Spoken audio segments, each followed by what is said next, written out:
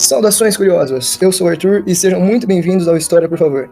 Hoje eu tô acompanhado por uma pessoa incrível. Olá pessoas, eu sou a Malu, sou historiadora, jornalista e apaixonada pela América Latina. E além da Malu, a gente também tem a presença ilustre da Ana. Oi gente, eu sou a Ana, sou formada em Relações Internacionais e tô prontíssima para acompanhar essa conversa. Muito bem, então senhoras e senhores, se acomodem e vamos lá.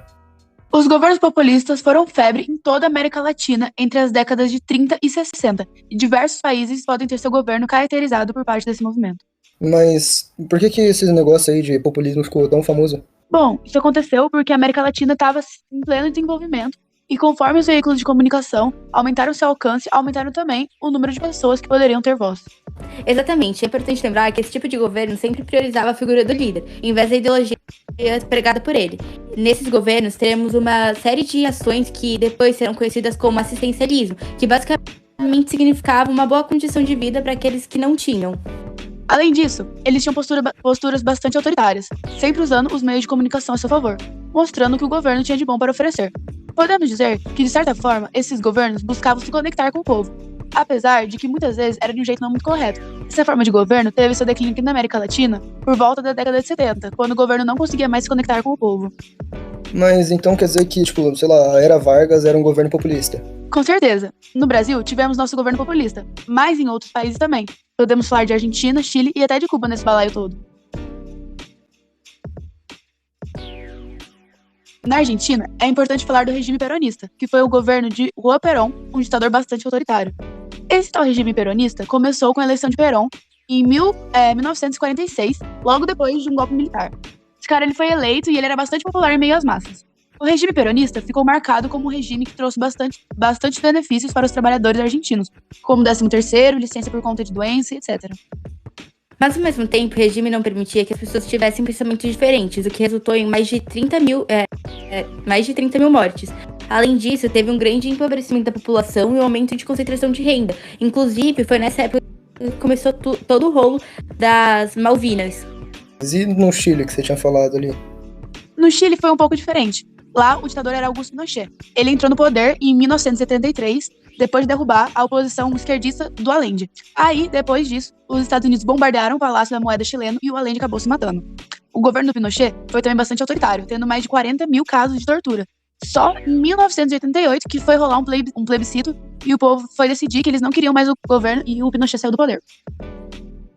Aqui no Brasil teve o golpe militar de 64, né? Eu tinha lido que ele tinha sido respaldado, um negócio assim, pelos Estados Unidos. Sim, eu li sobre isso. Os Estados Unidos eles estavam preocupados com a possibilidade do governo do João Goulart ser acusado de comunista e implementar formas nacionalistas e democráticas, o que poderia prejudicar os interesses econômicos dos americanos no país. É inegável que, em alguns aspectos, houve uma modernização econômica durante o regime militar, mas o preço foi muito alto. Censura à imprensa, restrição aos direitos políticos e a perseguição policial aos opositores do regime. O regime, se eu não me engano, ele durou 21 anos, né? Um período que vários brasileiros foram torturados, exilados, mortos e enfim. Eu lembro que, durante esse período, havia uma forte concentração do poder executivo. O Congresso Nacional foi praticamente esvaziado e o governo editou vários atos institucionais, o que limitava as liberdades civis e políticas. Além disso, a imprensa era submetida a uma forte censura, e muitos jornalistas foram perseguidos. Isso prejudicou a democracia e a transparência do país. Tudo isso aconteceu porque o golpe militar de 31 de março de 64 tinha como objetivo evitar o avanço das organizações populares do governo do João Goulart, acusado de comunista. O governo nacional ele imposou temporariamente o presidente da Câmara, o deputado Mazzilli, pois o vice-presidente encontrava-se em viagem à China. Tá, mas e o México no meio disso tudo? Onde é que tava? No México tivemos coisas importantes, lá no começo do século XX, quando tivemos a Revolução Mexicana. A Revolução começa por causa do Porfírio Díaz, um ditador que estava no poder no México. Mas em 1911 ele renunciou e se isolou em Paris. Logo, em seguida, o Madero sobe ao poder, prometendo mudanças no cenário social. Só que isso não acontece, porque em 1913 vai rolar um golpe de Estado, no qual o Huerta vai subir no poder, depois de matar o Madero. Por isso, o Huerta vai ser deposto e em 1917 vai ser eleito um novo presidente e também feita uma nova constituição. Já que a gente tá falando de revolução, por que a gente não fala da cubana?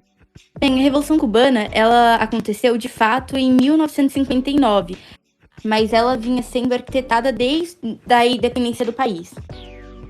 E a independência de Cuba foi quando?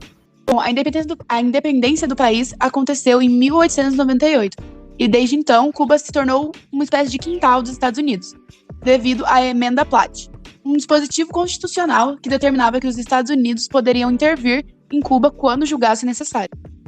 Fulgêncio Batista sobe ao poder em 52, como ditador corrupto, que favorecia os Estados Unidos. Nesse contexto, surge a figura do Fidel Alejandro Castro Ruz, mais conhecido como Fidel Castro. Fidel foi revolucionário como orientação socialista ligado à União Soviética. Mas o que o Fidel fez de importante para o país? Ele começou a ganhar uma certa notoriedade em 53, após o ataque contra o quartel de Moncada. Infelizmente, esse movimento acabou fracassando e o Fidel e seu irmão Raul foram presos. Aí, em 55, eles foram libertos e eles se exilaram no México, onde eles conheceram seu camarada de revolução, o Che Guevara.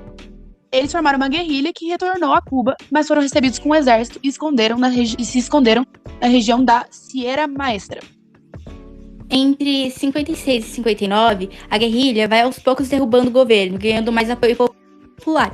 Porém, a queda oficial do Batista foi no dia 1º de janeiro de 59, quando ele foge do país.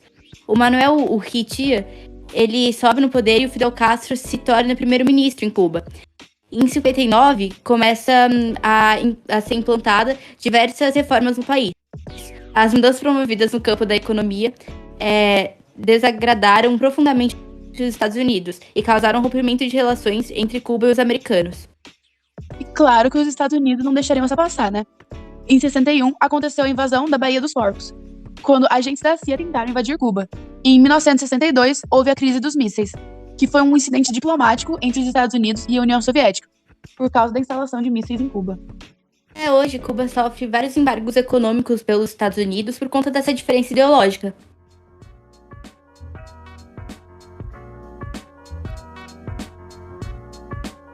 E, bom, infelizmente o episódio de hoje vai chegando ao fim. Eu espero que vocês tenham aproveitado tanto quanto eu. Eu sei que eu juntei muito conhecimento aqui, tem muita coisa. E tem muita coisa que a gente também não conseguiu falar. Mas, enfim, obrigado, Ana, obrigado, Malu, por compartilharem o conhecimento de vocês sobre o assunto. Foi um prazer. Obrigada pela oportunidade, foi incrível. Então é isso, galera. Valeu e até mais.